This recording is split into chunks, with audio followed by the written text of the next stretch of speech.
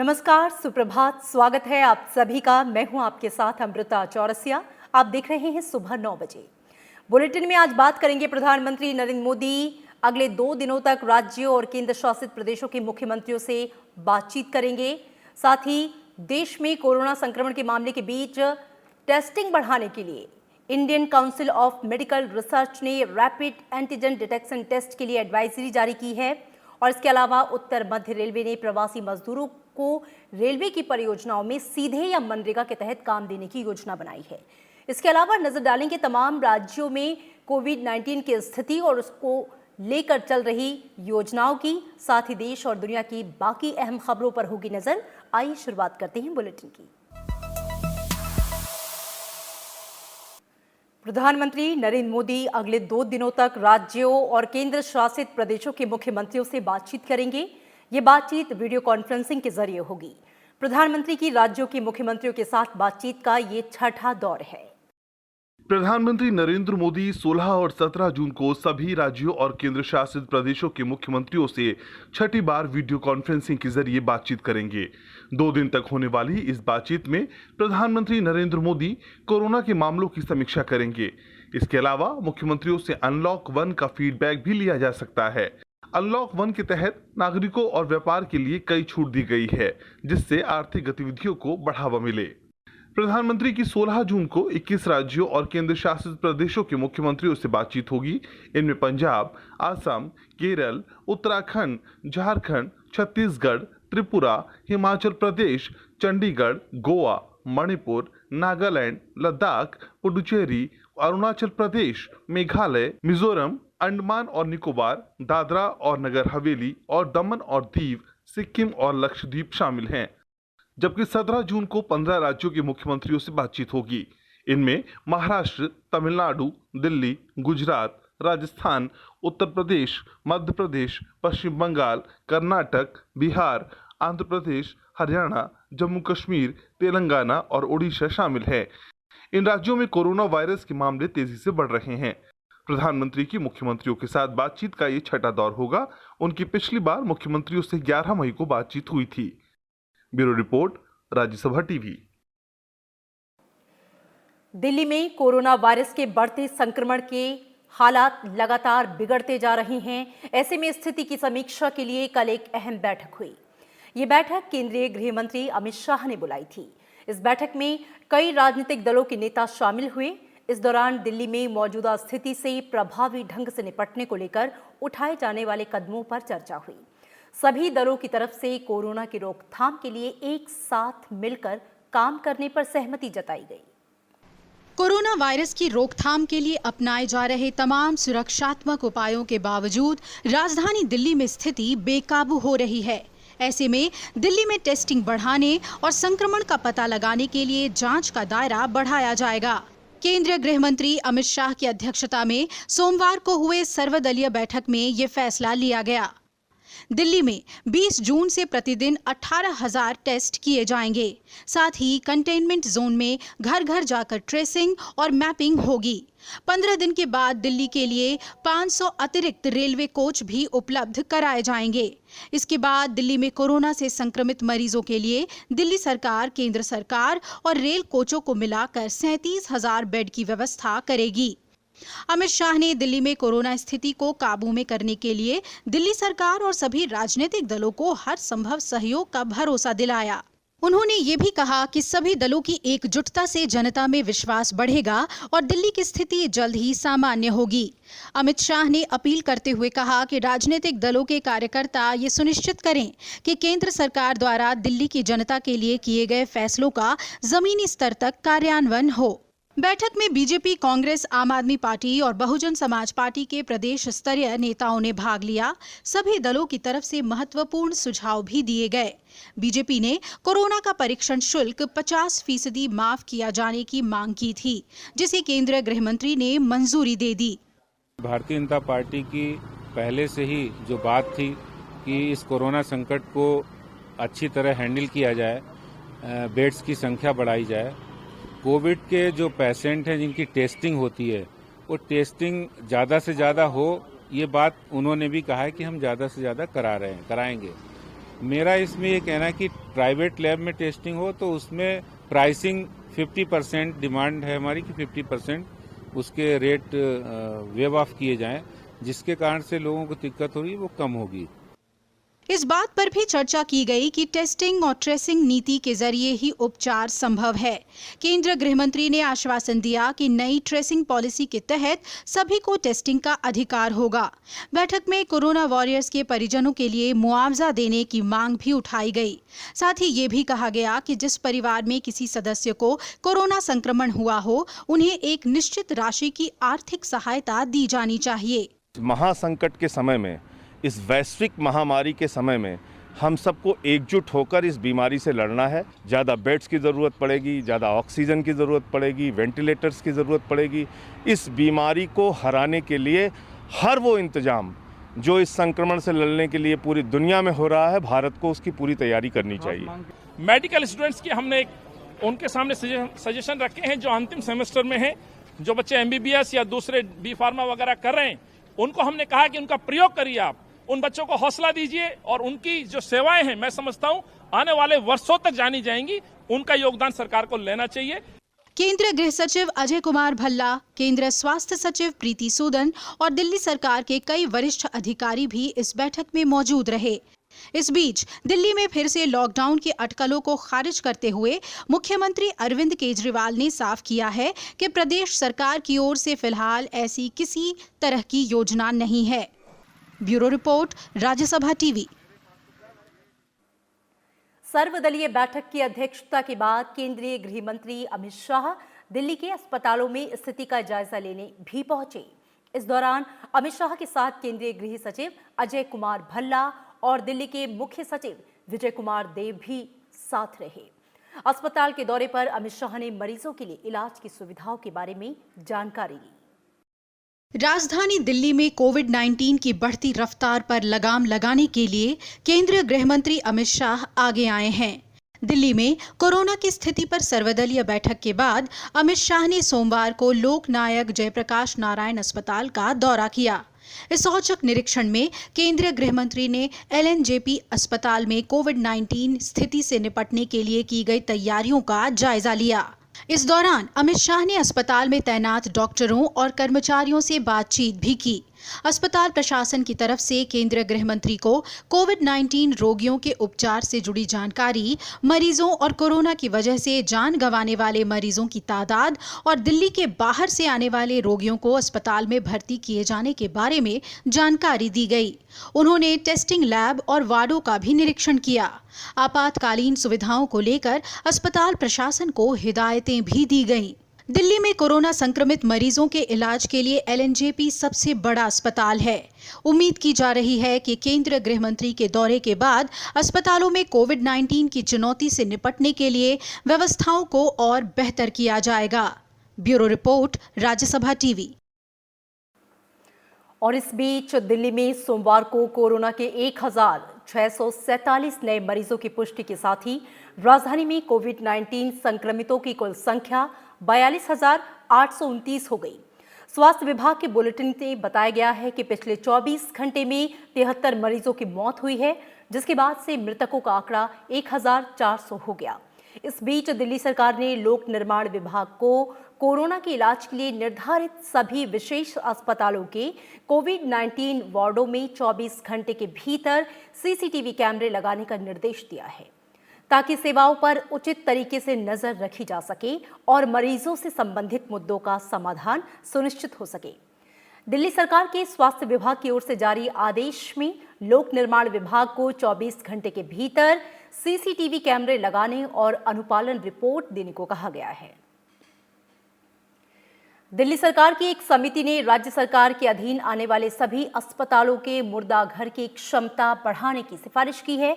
मुर्दाघर में अतिरिक्त रेफ्रिजरेटर लगवाने को कहा गया है और इसी बीच निजी अस्पताल और एम्बुलेंस के अधिकतम शुल्क तय करने से संबंधित दिल्ली आपदा प्रबंधन प्राधिकरण यानी कि DDMA की महत्वपूर्ण बैठक स्थगित हो गई। उपराज्यपाल और प्राधिकरण के अध्यक्ष अनिल बैजल ने महामारी से निपटने से संबंधित कई महत्वपूर्ण मुद्दों पर चर्चा करने के लिए आज ये बैठक बुलाई थी। देश में कोरोना वायरस के संक्रमण के मामले भले 3,30,000 के पार पहुंच गए हैं, लेकिन राहत की बात यह है कि ठीक होने वाले लोगों की संख्या तेजी से बढ़ रही है। रिकवरी रेट में सुधार हो रहा है, जो कि अब 51% तक पहुंच गया है। कोरोना संक्रमित करीब 1,70,000 मरीज स्वस्थ हो चुके हैं। भारतीय आयुर्विज्ञान अनुसंधान परिषद के मुताबिक पिछले 24 घंटे के दौरान देश की विभिन्न प्रयोगशालाओं में 1,15,000 से अधिक कोरोना जांच की गई और अब तक कुल 57,74,000 से अधिक कोरोना जांच हो चुकी है। परिषद जांच की सुविधा लगातार बढ़ा रही है और इसके लिए और अधिक सरकारी और निजी प्रयोगशालाओं को जांच की अनुमति भी दी जा रही है। अब तक देश में कुल 901 प्रयोगशालाओं को इसकी अनुमति दी जा चुकी है। इसमें 653 सरकारी और 248 निजी क्षेत्र के जांच केंद्र शामिल हैं। महाराष्ट्र में कोरोना वायरस से बीते 24 घंटे में कोरोना महामारी से रिकॉर्ड 178 लोगों की मौत हुई है। वहीं पिछले 24 घंटों में राज्य में कोरोना वायरस संक्रमण के 2,786 नए मामले सामने आए। महाराष्ट्र में कोरोना वायरस के फैलाव को रोकने के प्रयास करने के साथ ही राज्य सरकार अर्थव्यवस्था को पटरी पर लाने में कोई कसर नहीं छोड़ रही। सरकार ने अमेरिका, चीन, दक्षिण कोरिया और सिंगापुर के साथ ही देश के 12 वैश्विक निगमों के साथ समझौता ज्ञापन पर कल हस्ताक्षर किए हैं। वहीं मध्य प्रदेश सरकार ने कोविड के कारण स्नातक और स्नातकोत्तर परीक्षाएं स्थगित कर दी हैं। स्नातक परीक्षाएं 29 जून से 31 जुलाई और स्नातकोत्तर परीक्षाएं 31 जुलाई तक होनी थी। ये दोनों परीक्षाएं राज्य उच्चतर और तकनीकी शिक्षा विभाग द्वारा आयोजित की जाती हैं। उत्तराखंड सरकार ने प्रवासियों के लिए 110 करोड़ रुपए की मंजूरी दी है। ये रकम आत्मनिर्भर भारत के तहत प्रदान किए गए। इसके तहत स्वरोजगार के जरिए राज्य में ही उन्हें बेहतर अवसर का विकल्प दिया जाएगा। तमिलनाडु में भी कोरोना संक्रमण के मामले में लगातार बढ़ोतरी हो रही है। ऐसे में राज्य सरकार ने प्रदेश के कुछ हिस्सों में दोबारा से सख्त लॉकडाउन लागू करने का फैसला लिया है। तमिलनाडु सरकार ने राज्य के 4 जिलों में शुक्रवार से सख्त लॉकडाउन लागू करने का फैसला किया है। यह लॉकडाउन 29 जून से 30 जून तक लागू रहेगा। जिन 4 जिलों में सख्त लॉकडाउन लागू करने का फैसला लिया गया है, उनमें चेन्नई, कांचीपुरम, चेंगलपट्टी और तिरुवल्लुर शामिल हैं। राज्य के मुख्यमंत्री ई पलानीसामी ने कहा कि दुकानों को सुबह 8 बजे से दोपहर 2 बजे तक खुला रखने की अनुमति होगी। उन्होंने पूर्ण लॉकडाउन वाले इलाकों में रहने वाले सभी राशन कार्ड धारक परिवारों को 1,000 रुपए की सहायता राशि देने की भी घोषणा की है। दिल्ली में कोरोना के बढ़ते संकट को देखते हुए मरीजों को राहत देने के लिए आनंद विहार रेलवे स्टेशन पर बड़ी संख्या में आइसोलेशन कोचों की तैनाती हो रही है। जरूरी उपकरणों और सुविधाओं से लैस ये isolation coach Anand Vihar railway station के सभी 7 प्लेटफॉर्म पर तैनात हो रहे हैं। आज से आनंद विहार से अगले आदेश तक कोई भी यात्री ट्रेनों की आवाजाही नहीं होगी। यहां से चलने वाली सभी ट्रेनों को पुरानी दिल्ली रेलवे स्टेशन से चलाया जाएगा। मुसाफिरों को स्टेशन में बदलाव की भी सूचना SMS के जरिए दी जा रही है। रेलवे ने पहले ही शकूर बस्ती डिपो में 54 आइसोलेशन कोचों की तैनाती की है। रविवार को केंद्रीय गृह मंत्री अमित शाह की दिल्ली को लेकर हुई उच्च स्तरीय बैठक के बाद राजधानी में 500 कोविड-19 रेलवे कोचों की तैनाती का फैसला लिया गया। भारतीय रेल ने 5,231 कोचों को कोविड केयर सेंटर के रूप में बदला है। 4 राज्यों में 204 कोविड कोचों की तैनाती है। उत्तर मध्य रेलवे ने प्रवासी मजदूरों को रेलवे की परियोजनाओं में सीधे या मनरेगा के तहत काम देने की योजना बनाई है और इससे न केवल श्रमिकों को काम का अवसर उपलब्ध होगा। उत्तर मध्य रेलवे और उत्तर रेलवे के महाप्रबंधक राजीव चौधरी ने NCR के मंडलों और निर्माण संगठनों को रेलवे की परियोजनाओं में प्रवासी मजदूरों से काम लेने की संभावना तलाशने को कहा है। रेलवे बोर्ड ने देश के 116 जिलों और इन जिलों में लौटकर आने वाले प्रवासी मजदूरों की संख्या की सूची जारी की है और जोनल रेलवे को प्रत्येक जिले में रेलवे परियोजनाओं की पहचान करने की सलाह दी गई है। इससे इन जिलों में प्रवासी मजदूरों का सीधे तौर पर या मनरेगा के तहत उपयोग किया जा सके। और इसी के साथ यहां पर रुकेंगे एक छोटे से ब्रेक के लिए। आप देखते रहिए राज्यसभा टीवी।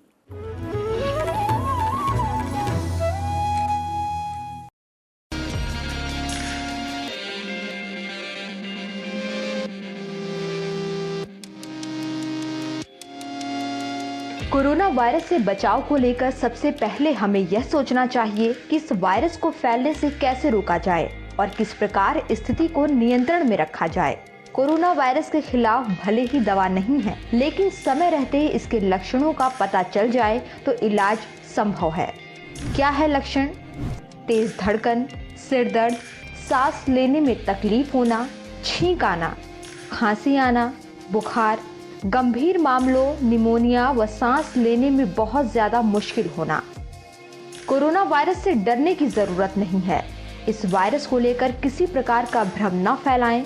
हालांकि सावधानी जरूर बरतें, क्योंकि यह वायरस एक से दूसरे में बीमारी फैलाती है। इसलिए अलर्ट रहें और बचाव पर ज्यादा ध्यान दें।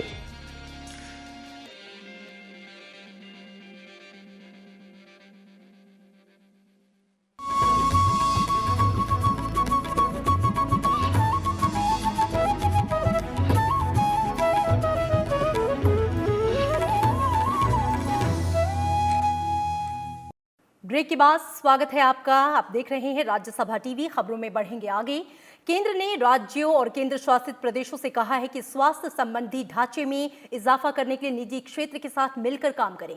स्वास्थ्य मंत्रालय ने राज्यों को किफायती दरों पर क्रिटिकल केयर की सुविधा मुहैया कराने के लिए भी निजी अस्पतालों से बात करने का सुझाव दिया है। साथ ही उन्होंने ये सुनिश्चित करने के लिए कहा है कि कोई भी अस्पताल इलाज के लिए मरीजों से तय फीस से अधिक ना वसूले। कुछ राज्य पहले ही इसके लिए पहल कर चुके हैं। उन्होंने निजी अस्पतालों के साथ करार किया है ताकि मरीजों को किफायती दरों पर इलाज मुहैया कराया जा सके। मंत्रालय ने कहा कि रेट तय होने के बाद इसका व्यापक प्रचार होना चाहिए ताकि मरीज और अस्पताल को इसकी पूरी जानकारी हो। नागरिक उड्डयन मंत्री हरदीप सिंह पुरी ने कहा कि सरकार ने वंदे भारत अभियान के तहत खाड़ी देशों अफ्रीका, सिंगापुर, मलेशिया से संचालित होने वाली उड़ानों की संख्या में वृद्धि करने का फैसला किया है। ये फैसला विदेशों में मौजूद भारतीय नागरिकों की ओर से देश वापसी के लिए आवेदनों की बढ़ती संख्या के चलते लिया गया। लॉकडाउन के कारण विदेश में फंसे भारतीयों को वापस लाने के लिए सरकार ने 6 मई से वंदे भारत अभियान के तहत विशेष उड़ानों की शुरुआत की थी। और इस बीच विमानन नियामक DGCA ने कहा कि वंदे भारत मिशन को सुविधाजनक बनाने के लिए DGCA ने लगभग 870 अतिरिक्त चार्टर्ड उड़ानों की अनुमति दी। ये विमान इनबाउंड और आउटबाउंड दोनों तरह के थे। DGCA के मुताबिक ये फ्लाइट्स लगभग 2 लाख यात्रियों को लेकर आई हैं और फंसे हुए लोगों को उनके गंतव्य तक लेकर जाने में इस मानवीय मिशन में मदद की। भारत वैश्विक स्तर पर आर्टिफिशियल इंटेलिजेंस को शुरू करने के लिए अमेरिका, ब्रिटेन, यूरोपीय संघ समेत प्रमुख अर्थव्यवस्थाओं की लीग में शामिल हो गया है। वैश्विक स्तर पर यह पहल आर्टिफिशियल इंटेलिजेंस के जिम्मेदारी पूर्ण विकास को बढ़ावा देने के लिए साझेदारों और अंतर्राष्ट्रीय संगठनों के सहयोग से उद्योग, समाज, सरकारों और शिक्षाविदों के प्रमुख विशेषज्ञों को एक साथ लाएगी और ऐसी कार्यप्रणालियां भी विकसित करेगी जिनसे ये दर्शाया जा सके कि कोविड-19 के मौजूदा वैश्विक संकट से बेहतर ढंग से निपटने के लिए इसका लाभ किस प्रकार से लिया जा सकता है। भारत ने हाल ही में नेशनल AI स्ट्रैटेजी और नेशनल AI पोर्टल लॉन्च किया और साथ ही शिक्षा, कृषि, स्वास्थ्य सेवा, ई-कॉमर्स, वित्त, दूरसंचार आदि जैसी विभिन्न क्षेत्रों में इसका लाभ उठाना शुरू कर दिया है। अमेरिकी खाद्य और दवा नियामक संस्था FDA ने सोमवार को मलेरिया रोधी दवा क्लोरोक्वीन और हाइड्रोक्सी क्लोरोक्वीन के कोविड-19 के उपचार के लिए आपात स्थिति में इस्तेमाल करने की मंजूरी को वापस ले लिया। इसमें कहा गया है कि ये दवाएं वायरस संक्रमण रोकने में संभवतः प्रभावी नहीं हैं। FDA ने कहा कि उसका फैसला हाल की जानकारी पर आधारित है, जिसमें क्लिनिकल ट्रायल डेटा के परिणाम भी शामिल हैं। इसमें कहा गया है कि वर्तमान में अमेरिकी उपचार के दिशा निर्देश भी कोविड-19 के मामलों में इन दवाओं के इस्तेमाल की अनुशंसा नहीं करते हैं। विश्व स्वास्थ्य संगठन ने कहा कि पिछले 2 हफ्तों से दुनिया भर में रोजाना कोरोना के 1 लाख से ज्यादा मामले सामने आ रहे हैं। संगठन के अनुसार ज्यादातर मामले अमेरिका और दक्षिण एशिया से आ रहे हैं। संगठन के महानिदेशक टेड्रोस अधनोम ने उन देशों को सचेत रहने को कहा है जहां पर कोरोना का प्रसार नियंत्रण में आ गया। इस बीच दुनिया भर में कोरोना वायरस से संक्रमित लोगों की संख्या लगभग 79 लाख हो गई है।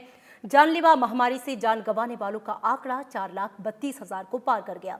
जॉन हॉपकिंस यूनिवर्सिटी के अनुसार अमेरिका, ब्राजील, रूस, भारत और ब्रिटेन कोरोना वायरस से सबसे अधिक प्रभावित देश हैं। इन 5 देशों में वायरस के कुल 41 लाख से अधिक मामले हैं। दुनिया भर में फैली कोरोना महामारी का असर फिल्म जगत के प्रतिष्ठित ऑस्कर अवार्ड पर भी पड़ा है। 1929 से शुरू हुई ऑस्कर अवार्ड सेरेमनी को कुछ हफ्तों के लिए टाल दिया गया। हालांकि ऐसा चौथी बार हुआ है। 28 फरवरी 2021 को होने वाला समारोह 8 हफ्ते देर से शुरू होगा। अब ये 25 अप्रैल को आयोजित किया जाएगा। कोरोना वायरस के कारण दुनिया के ज्यादातर देश में लॉकडाउन चल रहा है। फिल्में रिलीज नहीं हो पाई हैं। नॉमिनेशन के लिए भी पर्याप्त एंट्रीज नहीं हैं, जिसको देखते हुए ये फैसला लिया गया। बांग्लादेश में कोरोना संक्रमण के बढ़ते मामलों के बीच बांग्लादेश सरकार ने अपने देश में शैक्षणिक संस्थानों को 6 अगस्त तक बंद रखने का फैसला किया है। बांग्लादेश के शिक्षा मंत्रालय के मुताबिक सरकार ने छात्रों की सुरक्षा को ध्यान में रखते हुए ये फैसला लिया। बांग्लादेश में संक्रमण का मामला सामने आने के बाद 17 मार्च से ही शैक्षणिक संस्थान बंद हैं। बांग्लादेश में कोरोना तेजी से पैर पसार रहा है। सोमवार को सिलहट शहर के मेयर की कोरोना की वजह से मौत हो गई। वित्त मंत्री निर्मला सीतारमण ने कल वीडियो कॉन्फ्रेंसिंग के जरिए निजी क्षेत्र के प्रमुख बैंकों और गैर बैंकिंग वित्तीय कंपनियों के अधिकारियों के साथ बैठक की। इसमें आपातकालीन ऋण सुविधा गारंटी योजना को प्रभावी ढंग से लागू करने पर विचार किया गया। उन्होंने इस कठिन समय में सूक्ष्म, लघु और मध्यम उद्यमों को निर्बाध वित्तीय सहायता उपलब्ध कराने की आवश्यकता पर जोर दिया। वित्त मंत्री ने पिछले सप्ताह सार्वजनिक क्षेत्र के बैंकों के प्रमुखों के साथ बैठक की थी। सरकार ने आत्मनिर्भर भारत पैकेज के तहत सूक्ष्म, लघु और मध्यम उद्योगों और संकट में फंसी अन्य कंपनियों को बिना किसी गारंटी के ऋण उपलब्ध कराने के लिए 3 लाख करोड़ रुपए की योजना की घोषणा की है। इस योजना के तहत अब तक 30,000 करोड़ रुपए से अधिक की ऋण राशि मंजूर की जा चुकी है। ईपीएफओ ने कई स्थानों से दावों के निपटान की सुविधा शुरू कर दी है। श्रम मंत्रालय ने एक बयान में ये कहा है कि इस सुविधा से ईपीएफओ कार्यालय देश भर में उसके किसी भी क्षेत्रीय कार्यालय से किए गए दावों का निपटान कर सकेगा। इस नई पहल के तहत भविष्य निधि, पेंशन, आंशिक निकासी और दावों के साथ ही हस्तांतरण जैसे सभी प्रकार के ऑनलाइन दावों का निपटान किया जा सकेगा। मंत्रालय ने कहा कि कोरोना वायरस महामारी के कारण मुंबई, ठाणे, हरियाणा और चेन्नई क्षेत्र में कई कार्यालय सीमित कर्मचारियों के साथ काम कर रहे हैं, जबकि दावों की संख्या में बढ़ोतरी हुई है और इसके चलते इन कार्यालयों में लंबित दावों की संख्या काफी अधिक हो गई है और उनके निपटान में देरी हो रही है। ऐसे में दावा निपटान से संबंधित काम को सभी कार्यालयों में समान रूप से बांट देने से देरी में कमी आएगी। बिहार विधान परिषद की खाली हुई 9 सीटों पर आगामी 6 जुलाई को मतदान होगा। निर्वाचन आयोग के मुताबिक चुनाव संबंधी अधिसूचना 18 जून को जारी की जाएगी, जबकि 25 जून को नामांकन दाखिल करने का अंतिम दिन होगा। वहीं 26 जून को नामांकन पत्रों की जांच होगी और 29 जून तक उम्मीदवार अपने नाम वापस ले सकते हैं। इसके बाद 6 जुलाई को सुबह 9 बजे से लेकर शाम 5 बजे तक वोटिंग होगी। इसके बाद नतीजों का ऐलान होगा। वहीं आंध्र प्रदेश में विधान परिषद की एक सीट के लिए 6 जुलाई को चुनाव होंगे। आंध्र प्रदेश विधानमंडल का बजट सत्र अमरावती में आज से शुरू हो रहा है। कोविड महामारी के बीच हो रहा विधानमंडल का ये सत्र कई मायनों में अलग होगा। विधानमंडल परिसर में आम लोगों और आगंतुकों को आने की अनुमति नहीं होगी। 60 साल से ज्यादा उम्र के विधायकों को घर पर ही रहने का विकल्प दिया गया है। राज्य विधानमंडल का ये सत्र 4 दिन तक चलेगा। जम्मू कश्मीर के शोपियां में आज सुरक्षा बलों और आतंकवादियों के बीच हुई मुठभेड़ में 3 आतंकवादियों के मारे जाने की खबर है। सुरक्षा बलों ने पूरे इलाके को घेर रखा है और सर्च ऑपरेशन जारी है। सुरक्षा बलों के मुताबिक अभी और भी आतंकी इलाके में छुपे हो सकते हैं। पिछले 10 दिनों में सुरक्षा बलों ने 23 आतंकियों को मार गिराया है। पाकिस्तानी अधिकारियों ने भारतीय उच्चायोग के 2 कर्मचारियों को हिट एंड रन के झूठे आरोप में हिरासत में लेने के कुछ घंटे के बाद छोड़ दिया। ARY टीवी के मुताबिक विदेशी कार्यालय द्वारा ये सूचित करने के बाद पुलिस ने दोनों भारतीय अधिकारियों को रिहा कर दिया। उन्हें राजनयिक छूट प्राप्त है। उन्हें भारतीय मिशन के एक अधिकारी को सौंप दिया गया। इससे पहले भारत ने कल नई दिल्ली में पाकिस्तान के कार्यवाहक उच्चायुक्त को तलब कर इस्लामाबाद में 2 भारतीय उच्चायुक्त कर्मियों को कथित गिरफ्तारी पर कड़ा विरोध जताया था। साथ ही भारत ने उच्चायोग के 2 कर्मचारियों के साथ किसी भी प्रकार के दुर्व्यवहार नहीं करने की चेतावनी दी थी। ये घटना भारत द्वारा 2 हफ्ते पहले पाकिस्तानी उच्चायोग के 2 कर्मचारियों को जासूसी के आरोप में देश से निकाले जाने के बाद हुई। अंतर्राष्ट्रीय मंच पर भारत को कटघरे में खड़ा करने की पाकिस्तान की कोशिश का भारत ने मुंहतोड़ जवाब दिया है। पाकिस्तान ने संयुक्त राष्ट्र मानवाधिकार परिषद में भारत के खिलाफ कश्मीर मुद्दा उठाने की कोशिश की, जिस पर राइट टू रिप्लाई का इस्तेमाल करते हुए संयुक्त राष्ट्र में भारतीय स्थायी मिशन के प्रथम सचिव सेंथिल कुमार ने पाकिस्तान से अपनी गिरेबान में झांकने को कहा। उन्होंने कहा कि पाकिस्तान मानवाधिकार परिषद के तंत्र और ईश निंदा कानून का लगातार दुरुपयोग कर रहा है। जिनेवा में मानवाधिकार परिषद के 43वें सत्र में भारत ने कहा कि यह दुर्भाग्यपूर्ण है कि पाकिस्तान की ओर से मानवाधिकार परिषद और उसकी प्रक्रिया का दुरुपयोग लगातार जारी है। संयुक्त राष्ट्र में भारतीय स्थायी मिशन के प्रथम सचिव सेंथिल ने कहा है कि ये चिंता का विषय है कि पाकिस्तान दक्षिण एशिया में अकेला ऐसा देश है जहां सरकार नरसंहार करती है। उन्होंने कहा कि दूसरों को राय देने से पहले पाकिस्तान अपने यहां हो रहे मानवाधिकार उल्लंघनों पर ध्यान दे। It is unfortunate that Pakistan continues to maintain its track record of misuse of the Human Rights Council and its mechanism. It is a matter of serious concern that Pakistan, being the only country in South Asia of effecting a state-sponsored genocide, would have the audacity to accuse others of it. It is dangerous that Pakistan now attempts to destabilize the well-established mandate of the Council and its mechanisms for serving its narrow political agenda against India. Senthil Kumar ने कहा कि पाकिस्तान लोगों के गायब हो जाने को अपराध की श्रेणी में नहीं डाल रहा है। उन्होंने बलूचों, पश्तूनों और अल्पसंख्यकों पर किए जा रहे जुल्म की दास्तान दुनिया के सामने रख पाकिस्तान को फिर से बेनकाब किया। Attention of the Council is drawn to the culture of impunity and crimes against humanity that the regimes and its puppets enjoy in Pakistan. It is not surprising that Pakistan does not criminalize enforced disappearances. About 2,500 people of Khyber Pakhtunkhwa continues to be missing for their political, religious affiliations or defense of human rights. Enforced disappearances, state violence, and forced mass displacements, harassment, extrajudicial killings, army operations, torture, kill and dumps, torture camps, detention centers, military camps are regular features in Balochistan. Bharat ने प्रस्ताव दिया है कि मानवाधिकार परिषद को सार्वभौमिक आवधिक समीक्षा यानी कि यूपीआर प्रक्रिया को जारी रखने की अवधि बढ़ानी चाहिए। साथ ही कहा है कि यह हमारा दृढ़ विश्वास है कि यूनिवर्सल पीरियोडिक रिव्यू तंत्र सभी मानव अधिकारों और मौलिक स्वतंत्रता के संवर्धन और संरक्षण के लिए एक प्रभावी साधन है। Bureau report, Rajya Sabha TV. महान स्वतंत्रता सेनानी चित्तरंजन दास की आज पुण्यतिथि है। उनके साथ ही उन्हें प्यार से देश बंधु कहकर पुकारते थे, जिसका मतलब था देश के मित्र। बैरिस्टर के तौर पर उन्होंने अपना पहला मुकदमा 1908 में अलीपुर बम कांड का लड़ा। इसके बाद चित्तरंजन दास बचाव पक्ष के वकील बने और अरबिंदो घोष की तरफ से दलीलें पेश की। असहयोग आंदोलन के वक्त उन्होंने अपनी वकालत छोड़ दी और गांधी जी के साथ जुड़ गए।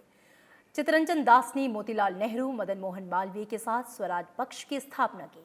उन्होंने फॉरवर्ड अखबार खरीदा और बाद में इसका नाम बदलकर लिबर्टी रख दिया, जिसमें ब्रिटिश विरोधी लेख छपे।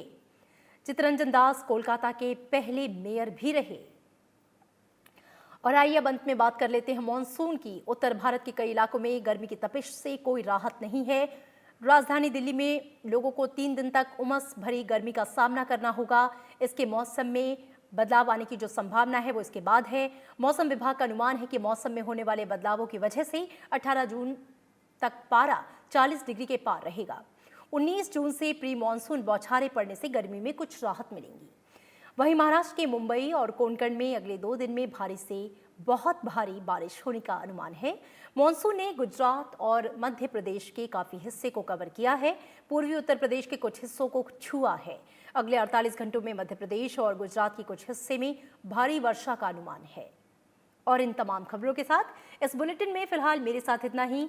बाकी खबरों के लिए आप देखते रहिए राज्यसभा टीवी। दीजिए इजाजत, नमस्कार।